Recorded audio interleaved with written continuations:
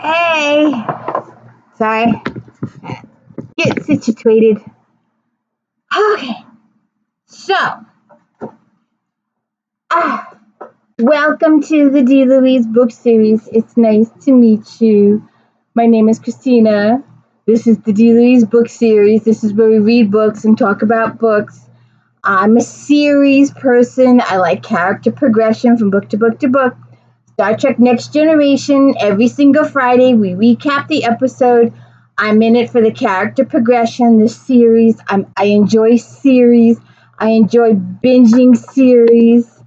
So we are on Disc 5, Season 5, and Episode 219, Their First Duty. And this is the last time we saw Mr. Wesley Crusher twice this season. And the one with the mind control thing was just go watch that episode. Go watch my recap of that. It's just I've got this thing. It's just, and you can fill in that sentence any way you want. Just good, just bad, just horrible, just whatever you want. And I really didn't like it because his relatives, his family, his close friends and coworkers were doing this shit to him. Yeah, they were mind altered. Yeah, it was plot, but I didn't like it altogether. So, anyways, this is the last time we will see Wesley. We had him twice this season. We had him once last season, and we will not see him again till season 7, and then the movies. So I'm kind of sad. I wish he would have come back a little bit more regular, but we have the Borg to deal with next season, don't we?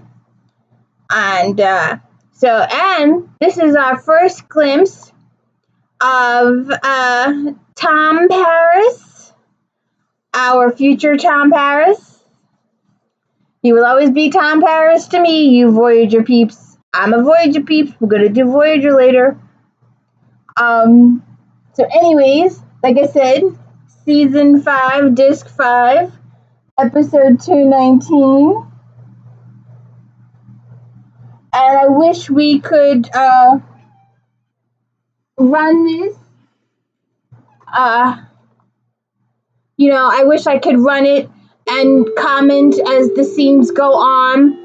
But due to legal issues, I cannot do that. I'm just a little peeps. I'm nobody. I have no, say in any of this stuff. So anyways, and I got itch. Sorry. So anyways, we start out with an overview by the captain.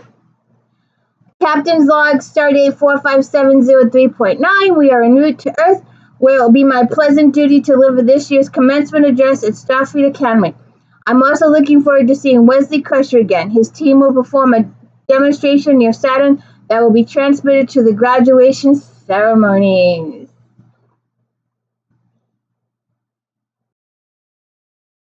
So we start out on the bridge of the Enterprise.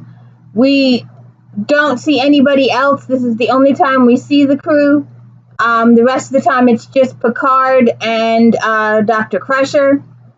We do see Geordi and Data at a future scene. I forgot about them. But this is the last time we'll see Riker, Troy, and Worf for the rest of the episode. Worf says, Captain, Starfleet Academy is requesting an update on our estimated arrival. Picard says, Mr. Data, we should be arriving at Earth in 10 hours, 16 minutes, sir. They could increase their warp speed and get there a little quicker. Just saying. And Picard says, please inform the Academy, Mr. Worf, and send my regards to Superintendent Brand. He eyes her. Troy says, do you know Admiral Brandt? Picard says, we met a few times. She's a formidable woman. Sounds like my superintendent, Riker says. When I was at the Academy, we had Vulcan superintendent who memorized the personal files of every single cadet. He knew everything about him. It was like having your parents in class. Or all around the time. Picard said, my superintendent was a beta site, a full telepath. When he sent for you to his office, he didn't have to ask what you'd done. Riker said, you got called to the superintendent's office? That's a story I'd like to hear. Worf says, we are being held by the Academy. It's Admiral Brandt. On screen, Picard says. Worf says, she's requesting a private channel. Picard says, in my ready room. So Picard is in his ready room and he's talking to Admiral Brandt. She says, he's like, Admiral Brandt, what can I do for you? And she says, hello, Captain. I know you're a close friend of the Crusher family. Picard says, yes. She goes, I wanted to inform you personally there's been an accident. And then it's cut.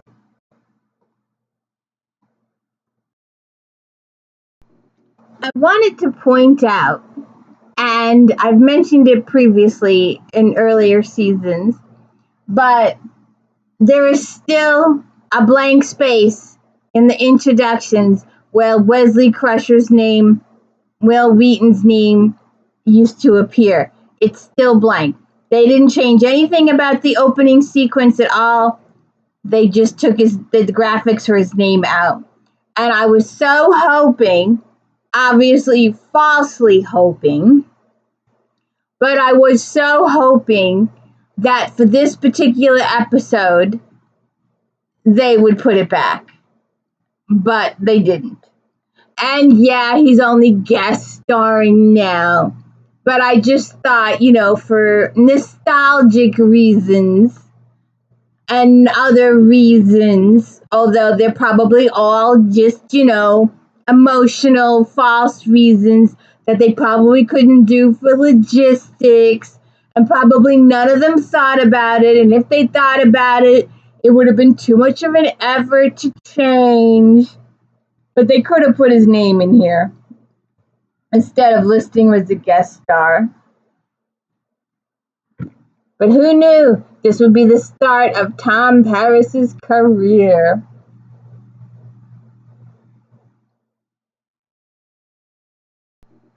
So then Picard is in Beverly's office, and he says he had second-degree burns on his chest and multiple fractures of his right arm, but he's going to be fine. And she's like totally, tranced. My son was injured. My son was hurt. She's stressing up the yin-yang. And she's like, have they completed the Regeneron series? Picard said, I'm not certain. Wesley's allergic to the metformin treatments. I think they'll have to use a bicarta substitute. I should send his complete records to the Academy of Pharmacy. Of course, they probably already have them, but you can't be sure. Beverly, he's fine. I know he's fine. How did it happen? Picard explains, apparently his squadron was practicing on the Academy flight range near Saturn. They were flying in close formation. There was a collision. All 5 ships were destroyed. 4 of the cadets managed to transport. 1 didn't make it. Do you know who it was? Yes, his name was Josh Albert. Wesley spoke of him. They were friends. Wesley was so excited to make the team, of course. I was a little nervous, but I was proud of him. I always knew there was a chance something like this happened. Beverly, Wesley's alive and he's well. But Mom, she's got to start stressing up the yin-yang. My son was hurt. He stubbed his toe. All right, I know this is more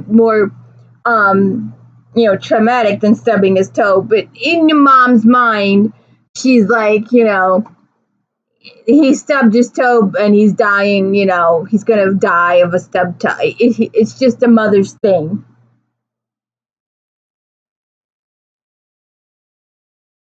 So then the Admiral is addressing the parents and Picard and Crusher. And she's saying, there was very little left to salvage from the wreckage. We did recover one of the ship's data recorders, but it was badly damaged. We're attempting to restore the information, but that will take some time. Standard procedure calls for immediate investigation by 2 command-level officers.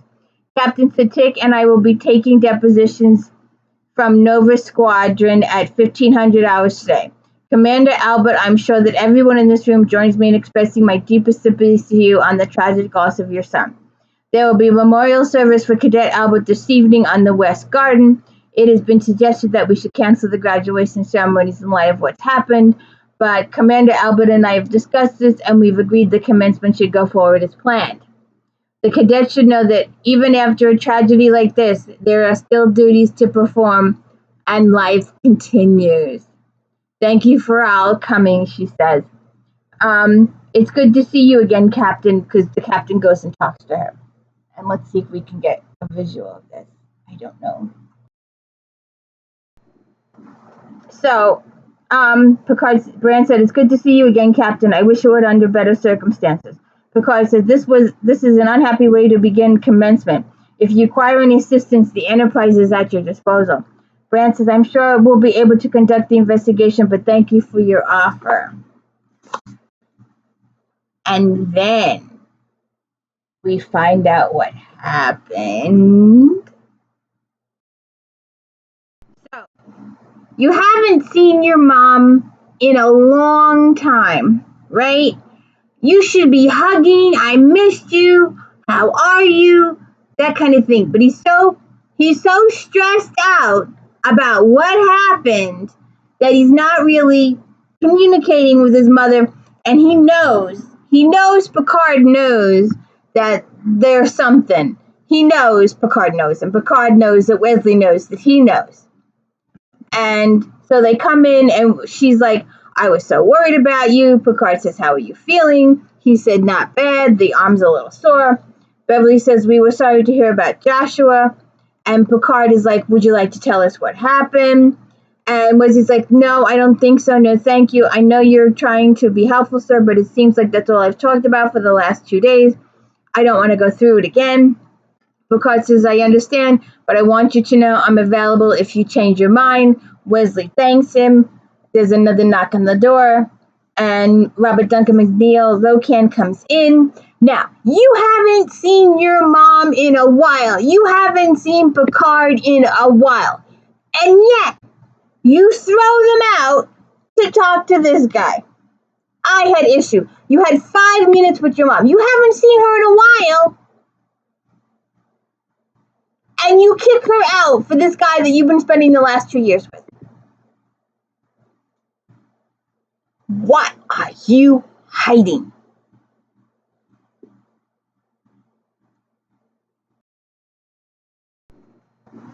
I wanted to ask you, people that know more about Star Trek than I do, and maybe I'll ask on the Facebook page, because I know none of you are still here, because my analytics tell me you stopped watching 20 minutes ago.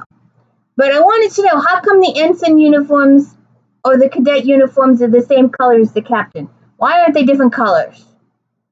I just wanted to ask.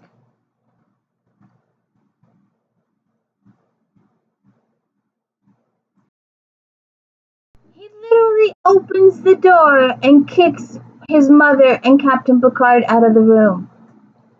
Who does that? He's guilty as all hell. Okay, so then him and Locan have a discussion, and he will always be Tom Paris to me, and he will become a good guy in later episodes in Voyager. They will remake his whole character, but it's just annoying. You know they're covering up something. You know something happened. So the two of them discuss the case, and then we see Picard go and talk to Boothby, who we also see in Voyager. A few episodes in Voyager, we see Boothby again. So, I'm sorry that my lighting is low. I'm sorry that I'm not able to put a graphic up here so you can see better. Like I said, this is a very low tech channel. So he goes, someone was trying to dig up something in his flower bed or something, so Boothby's trying to fix it. Picard comes over to assist him, and Picard introduces himself as Picard, class of 27, and Boothby's like, "I know that, but what happened to your hair?" And they have a little conversation. Boothby says, I'm pretty damn cranky, thank you. I've already replanted this bed 4 times this week. Picard says, let me give you a hand. Boothby says, you? I've acquired an interest over the years. Well, don't plant them too deep. The stems, and Picard finishes his sentence, will rot. Captain Picard of the Enterprise, no less, and giving the commencement address. You sound surprised, Picard says. Surprise? Nothing you ever did surprise me, son, except that time you caught that Ligonian with a reverse body lift and pinned him in the first 14 seconds of the match. Don't think you had it in you. Picard says, what was all in the legs, all that running I did. Boothby said, huh? He goes, I don't think I ever told you how much I appreciate that. There's nothing to tell. And then they get up and they go walking around. Picard says, yes, there is. I wanted to tell you why I was here. Look, you know as well as I do, I would never have graduated if you. Boothby says, you made a mistake. There wasn't a man among us who hasn't been young enough to make one. Nevertheless, you did what you had to do, Boothby says. You did what you thought was the best. I made sure you listened to yourself. Because this is the time I thought you were a mean-spirited, vicious old man. I was, Boothby says. And by the way, I was about the same age you are now. I didn't speak to you for months. Boothby says, you need to get your bearings. I knew that. The important thing is what you did with your life afterwards. Seems you did okay, thanks enough to me. Did you know the boy from Nova Scotia Squadron that was killed? Josh, Albert, yeah. Crusher, Hydro, Sojo, Locon, I know them all. So then we're back in Wesley's room, and Locan or Tom Paris they're going over their stories to tell each other what they're going to say at the inquiry, getting their story straight. And they all agreed that as long as they all tell the truth up until point B, they'll be good. They can tell all of point A, they can say what they want to say all the way to point B, but then when they get to point B, they got to tighten it up. No, for the good of the team. It's all the team. It's one for all for the team. Nobody stand out for each other. We're all going to point it on so-and-so. Someone got nervous. So-and-so, so-and-so, so-and-so, so-and-so. Josh. Not good. When Wesley starts getting a little guilty conscious.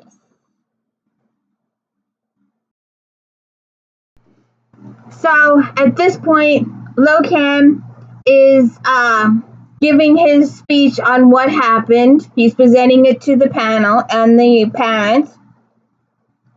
At this point, we accelerated and executed a starboard turn of 27 degrees. We came out of the turn on course for Titan. Brand says, you were still in the lead position? Yes, sir. Brand says, continue. As we entered Titan's gravitational sphere, I gave the signal to the diamond formation. We executed a low pudgy turn and around Titan, then began a Z plus 25 degree climb in preparation for a Jaeger loop. Approximately 9 seconds later, Cadet Alberts collided with Cadet Hajar's.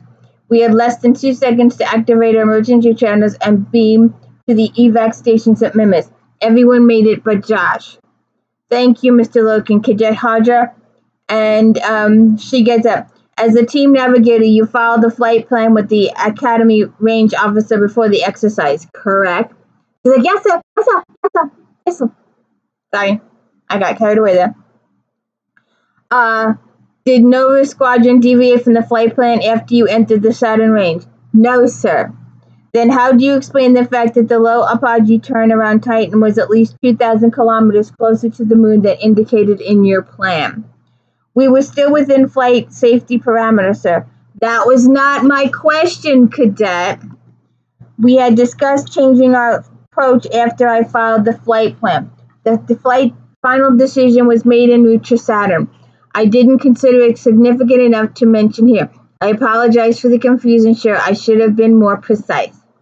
Celtic says, did you see Master Albert's ship break formation before it collided with your ship? No, sir. My first indication of trouble was when my proximity alarm went off. You may be seated, Celtic says. Did any of you see the collision take place?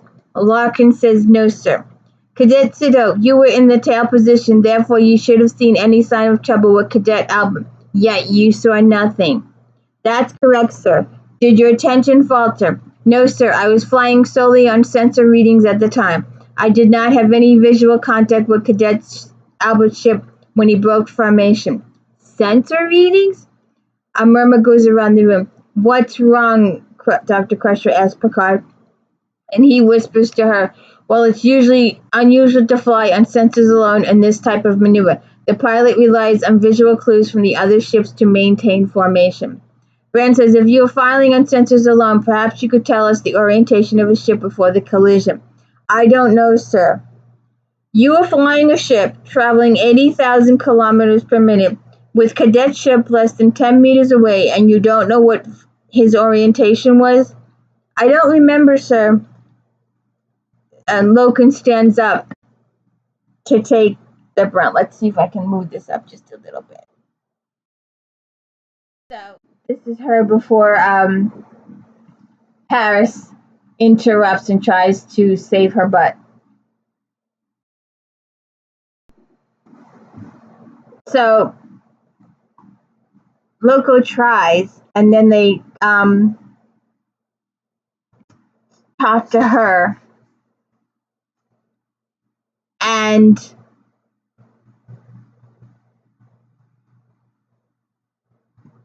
she gets really, really nervous. All right, this is when Picard is explaining to Crusher. Well, it's unusual to fly on sensors alone in this type of maneuver. The pilot relies on visual clues from the other ships to maintain formation. And that's what he's telling Wesley at this time. So this is when Loken takes over. He knows she's faltering. Admiral Josh was a good pilot, but lately he's been having difficulties. He'd get nervous during close flybys and pull away in final seconds. His formation flying was a little erratic. And you didn't report this, Brand says?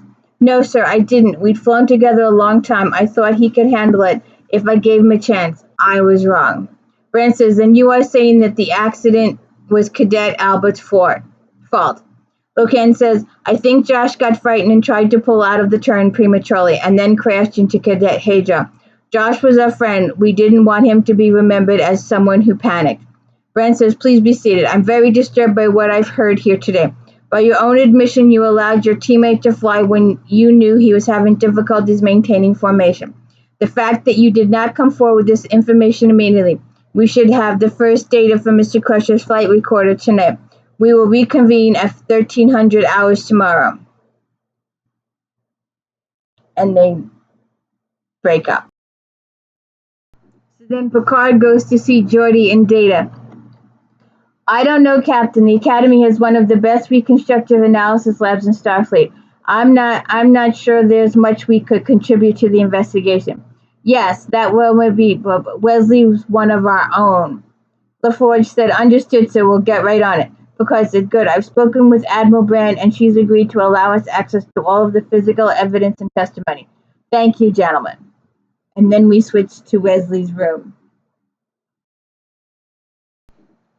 Cito, you shouldn't have said that. Nick, Josh wasn't responsible for what happened. Look, Colonel, I had to do something. Wesley says you said we wouldn't have to lie to them. We all agreed not to lie to them.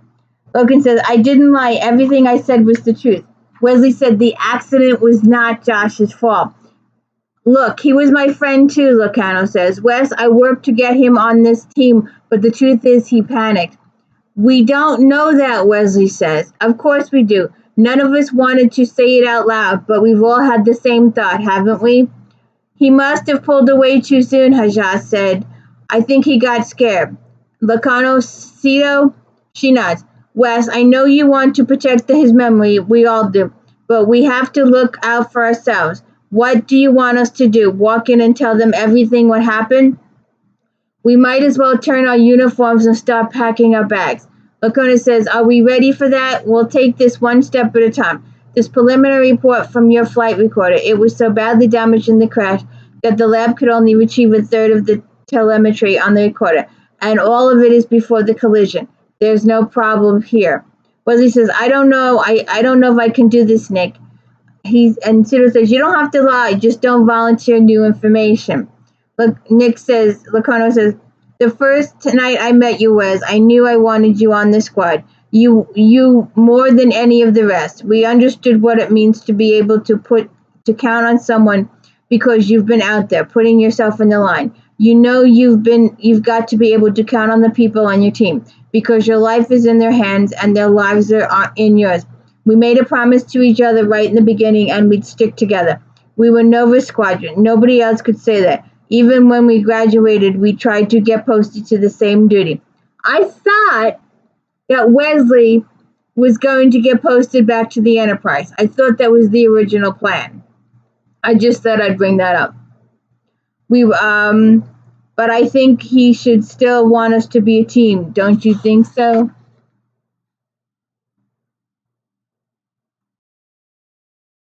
Question.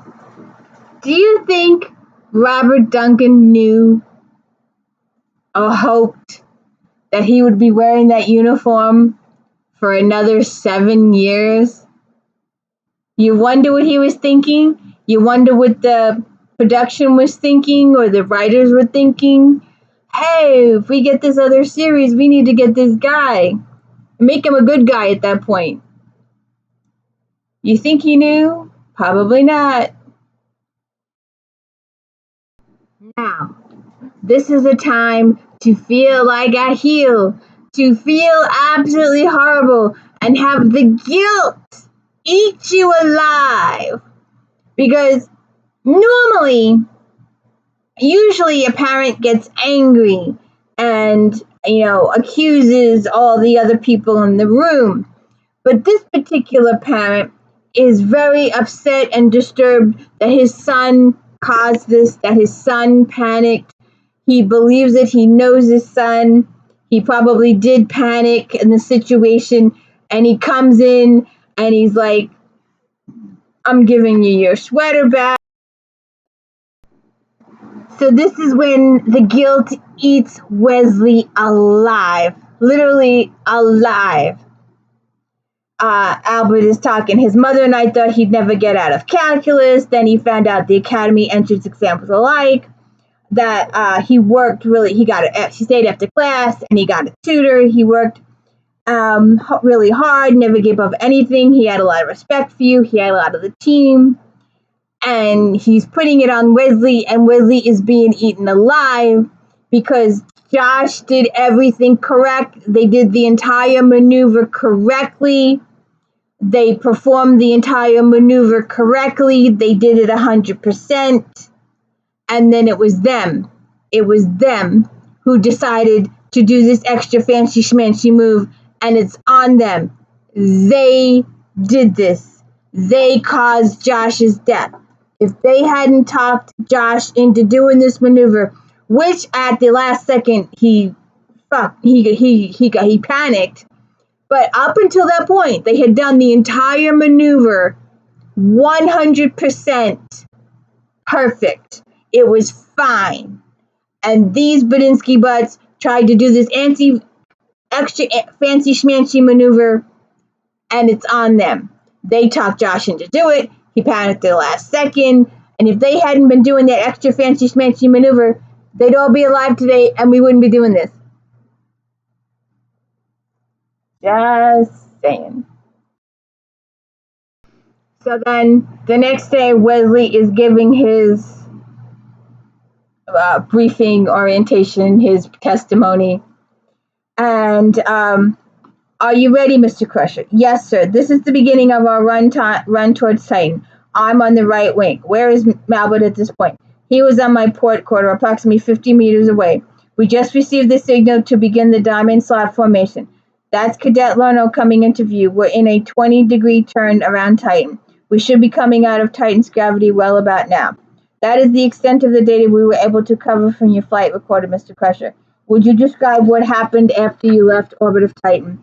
Once we cleared the moon, Mr. Locano led us into a Jaeger loop. Approximately 9 seconds later, my proximity alarm went off. I tried to veer away, but it was too late and I was hit. I lost control of my ship. A power coupling exploded in my cockpit. I don't know how I managed to activate my escape transporter, and the next thing I remember is finding myself on the emergency evac station in Mimas with the rest of my squadron except Josh. Do you have anything to add to your testimony? Wesley says no. Mr. Crusher, will you describe the Jaeger loop?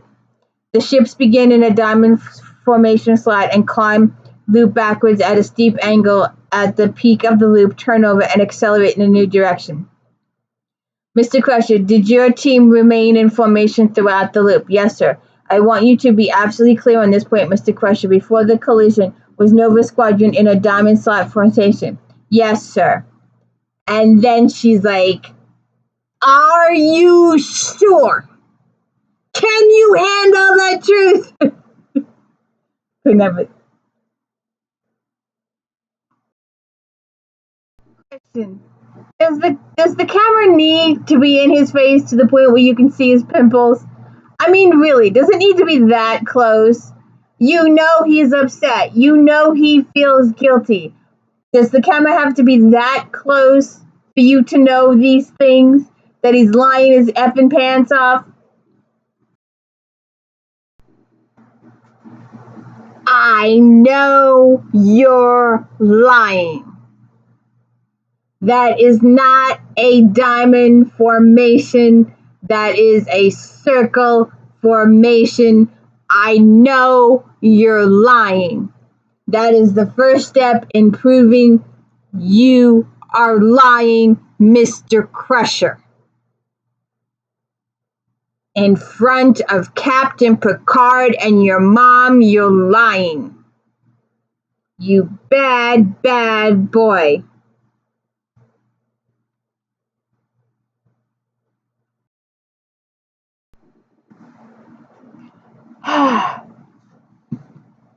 He confronts him. Mr. Crusher, are these ships in a diamond slot formation? No, sir. What is your explanation, Mr. Crusher? I have none, sir. I know you're lying, Wesley Crusher.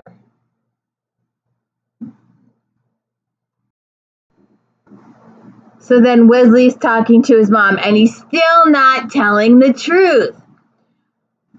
Everything's going to be okay, Wesley. There must be an explanation for all this. Data and Geordi are already analyzing the flight recorder and the satellite transmission. Why? There must be something wrong with the satellite data. It might have been tampered with. Mom, well, there must be some explanation for all this. I know you're telling the truth, but the satellite data made it look as if you were lying. I've spoken with the other parents. I'm going to talk to Admiral Ben and ask her to delay the inquiry. Mom, don't do that. I'm not going to let them ruin your career, Leslie. You haven't done anything wrong. Mom, don't try and protect me. Please stay out of this.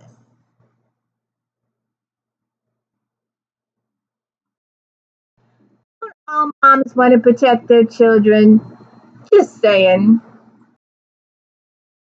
So Picard goes back and talks to Boothby. These weeds keep popping up in the Pistorium. Poor plants don't have a chance to go. Picard said, you could use a good herbicide instead of pulling the weeds with your bare hands. And you could explore space on a holodeck instead of a starship, Boothby says.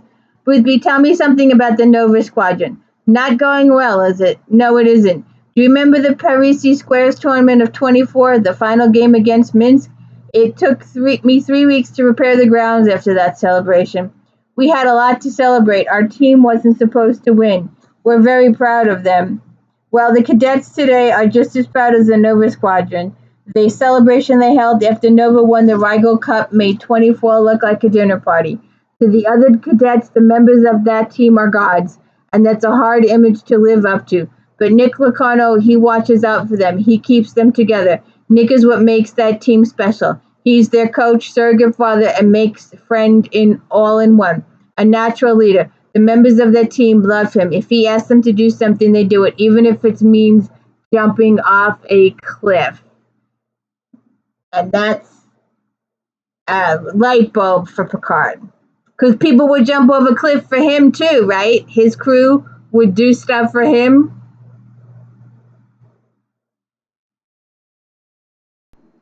So Beverly and Picard go to talk to Data and Geordi. And Geordie says, nothing conclusive. We do know that the collision occurred about 4 seconds after the satellite image was recorded, but we still don't know how the ships got into the new formation or why the crash occurred. Data says, we unsuccessfully tried 53 computational models in an effort to simulate the movements of the Nova Squadron just prior to the crash. Were just too many variables to take into consideration: speed, altitude, course. Did Wesley's flight recorder indicate there was anything unusual about the ship or the way it was operating? LaForge says starboard power flow was fluctuating. However, it was well within operational parameters, Data says. Fluidic pressure in the landing stretch was low, but I don't know what difference that would make. We did find that Wesley opened his coolant interlock just before beginning the maneuver on Titan. LaForge says that's a bit unusual. Normally the interlock is closed unless you're performing a check on the engine coolant levels, but there's no evidence Wesley was performing that sort of check. And then Picard has a light bulb moment. It goes off. Bingo! Filling the primary coolant requires an open interlock, but that can only be performed in a maintenance bay. Is there any other reason for opening the valve? Geordie says it's the first step in purging the plasma exhaust. Data says that procedure would be extremely hazardous while the ship was in flight. Yeah, the engine would probably ignite the plasma. Ignite the plasma! That's exactly what they were trying to do. Gotcha! Gotcha! Wesley Crusher! I got you! He calls Wesley to his office. Wesley comes in his office. He shows Wesley the picture. This is one of those times when I wish I could just let the video run, that we could talk about it as it occurs, but due to issues, we can't do that, so we got to do it in step by step. But he shows him this, and then Wesley knows the jig is up, that he knows exactly what happened and what they were trying to do. Make this star thing happen. Wesley's like, go, go, go. 5 ships crossing within 10 meters of each other and igniting their plasma trails. One of those most spectacular and difficult demonstrations of precision flying. It hasn't been performed at the Academy in over 100 years. Do you know why? It was banned by the Academy following a training accident, sir. An accident in which all 5 cadets lost their lives. I think Nicholas Ocano wanted to end his Academy career in a blaze of glory, that he convinced the 4 of you to learn the Cavalco starburst for the commencement demonstration. If it worked, you would thrill the assembled guests and Lacano would graduate as a living legend. Only it didn't work, and Joshua Albert paid the price. Am I correct, cadet? I asked you a question. Am I correct, cadet? I choose not to answer. You choose not to answer, but you've already given an answer to the inquiry, and that was a lie. I said the accident occurred after the loop. It did. What you neglected to mention was that the following the loop, your team attempted a maneuver that was the direct cause of the crash. You told the truth up to a point, but a lie of omission is still a lie. Do you remember the day you came aboard the ship? Your mother brought you on the bridge? Yes, sir. You even sat in my chair. I was an annoyed, presumptuous child playing on my ship. I never forgot how you already knew every control, every display. You behaved as though you belonged on the bridge. And then later, when I decided to give you an acting ensign, I was convinced you would be an outstanding officer. I've never questioned that conviction until now. The first duty of every Starfleet officer is the truth, whether it's scientific truth or historical truth or personal truth. It's the guiding principle upon which Starfleet is based. If you can't find it within yourself to stand up and tell the truth about what happened, you don't deserve to wear that uniform. I'm going to tell Admiral Brandt what really took place. I'm going to make this simple for you, Wesley Crusher. Either you come forward and tell the truth, or I will tell Admiral Brandt the truth. Your choice, your career. You are disappointing, Wesley. You are disappointing the captain. You are disappointing the captain, you bad, bad, bad, bad boy. Dismissed.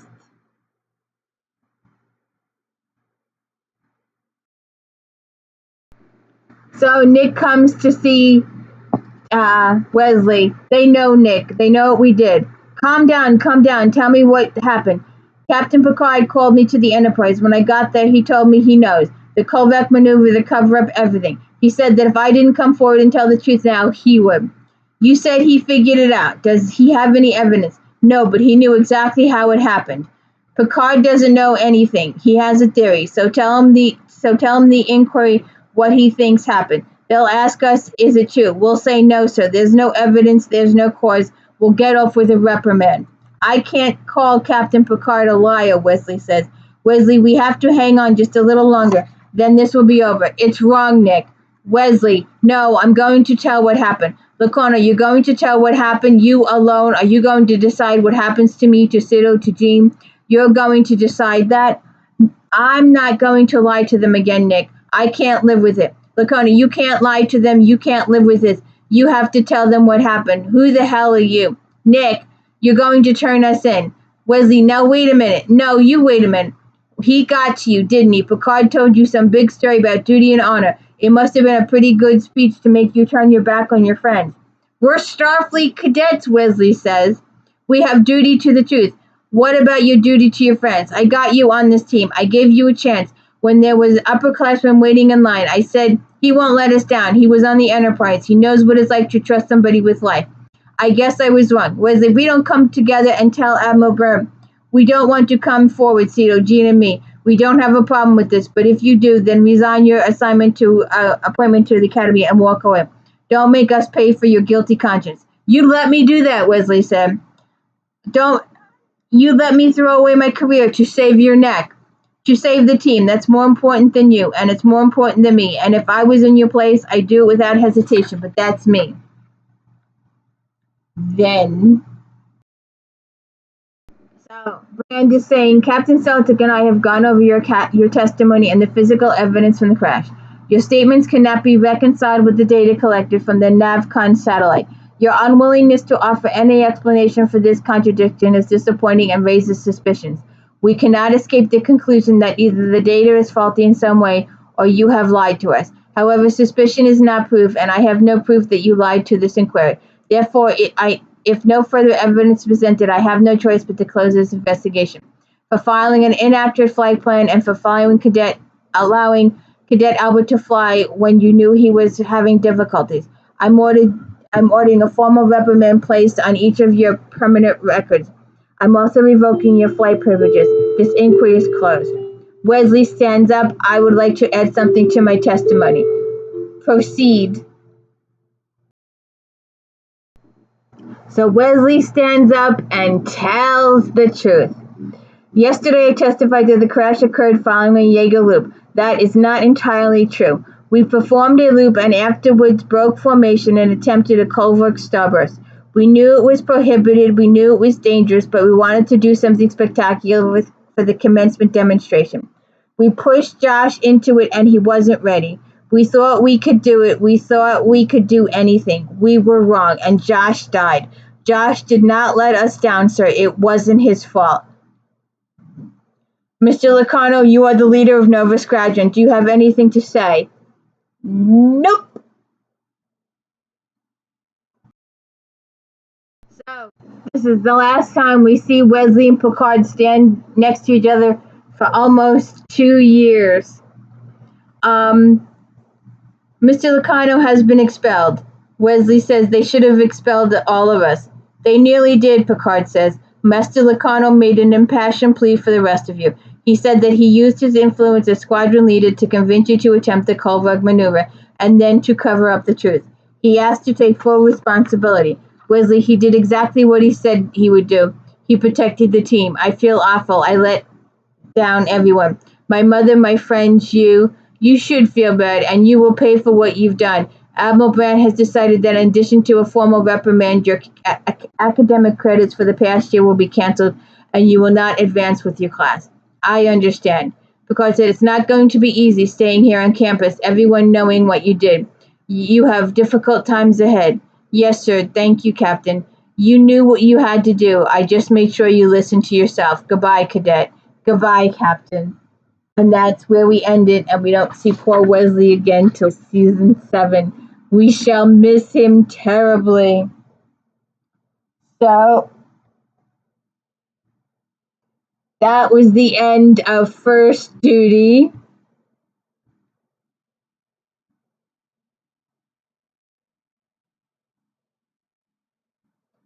So we've done The Outcast, Cause and Effect, First Duty, and I hope you will tune in with me next week for the Cost of Living. Every single Friday we do these. I hope you will stay tuned for If Then later this afternoon. If you like this author, then maybe you like that author. I think this is going to be episode 20 of If Then. I hope you will go check all of them out. I started with the Bridgertons. If you like Joanna Lindsay's Julia Quinn's Bridgertons, then you might like Joanna Lindsay's Mallory's, Stephanie Lawrence Sisters, and I'm telling you, the Sisters are 1,000 times better than the Bridgertons. Much, much better than the Bridgertons. And there's over 30 books for those, and your main characters in the first novels become backup characters in the future novels, and some of those stories are very, very intricate. And they intertwine. It's awesome, the amount of writing talent that this woman did. Of course, I do have one complaint. There was one book that I waited 20 years for. I am not kidding. 20 years for this one book to happen. She did all of these other books, and some of them were absolute masterpieces. The Buccaneer, the Quartet, the Cobra, the whole 9 yards of them. They were fantastic. This one book that I waited 20 years was the worst book she ever wrote. Go figure that one. Maybe it was pressure. Maybe her publisher was like, hey, look, you got to finally do this one. That your fans have been waiting forever for this one, so please do this one. And it was the worst book she ever wrote. But I also did forensics. I also did FBI. I also did Black authors. I also did Native American detectives. So if you could please check all those out, I'd really appreciate it. And please hit the like and subscribe, and tune in with me next week for Star Trek Next Generation, The Cost of Living, which technically is wrong because they weren't supposed to deal with money in this phrase. So unless it refers to something other than money, I don't know. I haven't watched it yet. So we'll check it out. Check it out with me next week. Thank you.